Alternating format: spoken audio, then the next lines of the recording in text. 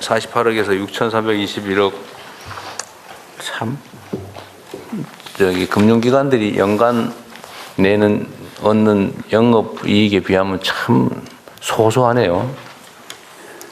네, 금융회사들이 아까 말씀하신 대로 결국 제도적으로 어떻게 사회적 기여를 할 거냐에 보면은 지금 현재 제일 중요한 게 출연금입니다. 네. 신보, 기보, 뭐 주금공 이런 데 다 내는 게 한 있고 그다음에 서민금융진흥원 그래서 다 합하면 한 3조 정도 되거든요. 3조? 네.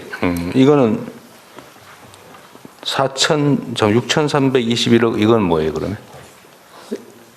예, 이게 이제 서민금융진흥원 정책 서민금융 할 때 거기에 이제 서민금융에 내는 것만 이렇고 네. 그 외에 출연금도 다 신용보증기금 같은 데 한 1.2조 될 거고요. 매년? 네네. 지신보 같은 데 한 7천억 될 거고요. 그다음에 주금공 같은 데 한 8천억 될 거고요. 그래서 그렇게 다 모아보면 그 정도 나오고요. 그다음에 교육세 같은 경우도 요번에 이제 1.7조에서 한 3조 이렇게 해서 늘려서 그런 식으로 하여간에 출연이라는 제도를 통해서 뭔가 사회적 역할을 할 수 있도록 계속 해나가고 있습니다. 우리나라 금융기관들의 소위 배당 성향은 몇 %쯤 돼요?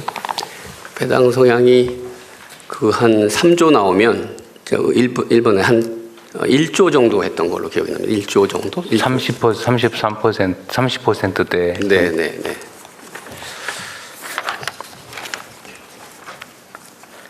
16페이지 밑에 재기 지원 카드 상품 신설 이런 게 있네요. 네.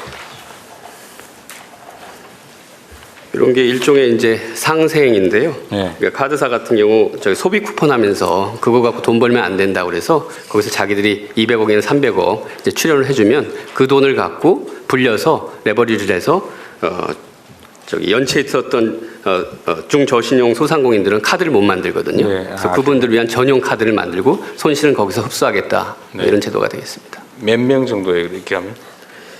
이게 제가 그 숫자는 월 10만 원 한도. 그거는 체크 카드 네. 쪽이고요. 요 밑에 카드사 재원을 바탕으로 중저신용자. 헥살론 카드 발급을 네. 합니다. 그러니까 200억에서 300억 하면 이제 레버리지를 하면 한 1,000억이나 이렇게 되니까 그 부분에 혜택을 받을 수 있습니다. 안 하는 것보다는 훨씬 낫긴 한데 역시 소소하네요.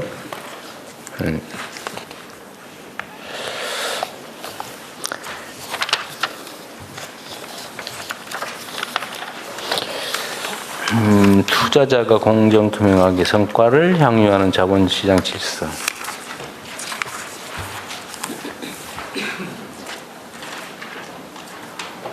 아까 이건 얘기한 거네. 네, 넘어가겠습니다.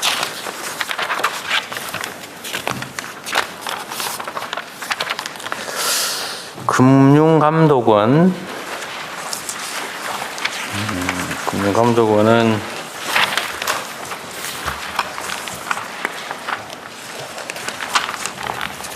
아까 얘기했던 민생금융범죄특별사법경찰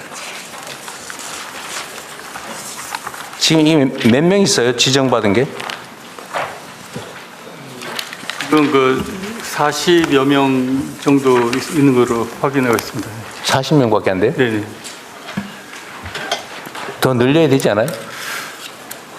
여튼 현재 그 정도의 아웃풋을 하는 정도에서는 그렇게 늘 여지가 사실은 애매한 부분이 있습니다. 지금 왜냐면 제대로 가동을 시키려고 그러면 이게 좀 전체적으로 잘 돌아가야 되는데 현 상태에서는 많이 늘린다고 해서 그 아웃풋이 그 정도로 나올 건지에 대해서는 조금 검토할 필요가 있을 것 같습니다. 금융감독원이 기본적으로 금융감독을 하는 데잖아요. 네. 감독을 하려면 조사를 해야 되고 정보를 수집해야 되고 그럴 텐데 전반적으로 조사 인력이 굉장히 부족한 상태에서 특사경만 이렇게 늘려버리는 아니 조사 인력한테 사법경찰 권한을 주는 거죠. 그건 별도가 아니고 그건 어차피 조사 인력이 쭉 있는데 이 조사 인력이 예를 들면 몇 명이나 있어요? 많겠죠? 조사 인력은 지금 조사 3구까지 해서 70여 명, 국정까지 해서 80명 정도 되는 것 같습니다. 그것밖에 안 돼요. 저희 금감원의 총 조직 구성원이 2,175명인데. 근데 조사 지금- 인력이 그거밖에 안 된다고요? 지금 민생범죄 말씀하시는 아니 그냥 일반적인 조사예요. 일반적인 조사는 두 가지가 있습니다. 그러니까 자본시장 쪽에 공시조사 그쪽에 세 개의 국이 있고 민생 쪽에 세 개. 몇 명쯤 돼요, 그러니까? 저 양쪽을 다 합하면은 한 150명에서 160명 되는 것 같습니다. 그것도 희한하네. 감독기관이 조사가 제일 중요한 역할일 텐데 어떻게 그거 인력에 말고 더 5% 검사 기능이 있습니다. 권역별로 또 검사국이라는 게 또 네. 배치돼 있어서. 그것도 뭐 어쨌든 조사 검사 뭐 네, 비슷한 그렇게 건데. 있습니다. 거기 그 인력 정도 수준으로 또 검사 인력도 있습니다. 그래봐야 300 몇십 명이잖아요.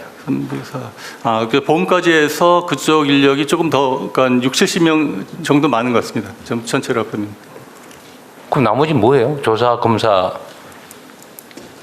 그 나머지 이제 그 건전성 감독이나 이런 부분이 이제 업권별로 지금 저 구분이 돼 있어가지고요. 그래서 전반적인 건전성 부분에 관한 부분이 저기 많이 건전성에 대한 조사 검사도 조사 검사 기능이잖아요.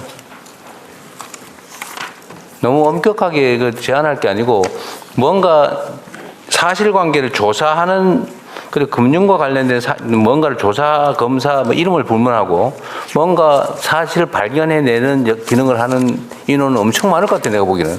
원래 그거 하는 기관이니까요. 근데 그들에게 예를 들면 조사상에 어려움이 있으면 사법 경찰 권한 그 경찰 권한을 주는 거는 없는 것보다 당연히 낫지 않나요? 제가 지금 말씀을 좀 드렸는데 검사 파트는 굉장히 많아가지고요. 사실은 전체적으로 각 권역별로 차지하는 비중이 35% 정도 되는 것 같습니다. 그러겠죠. 네. 원래 검사 제가 잘못 조사하는데요. 말씀드렸습니다.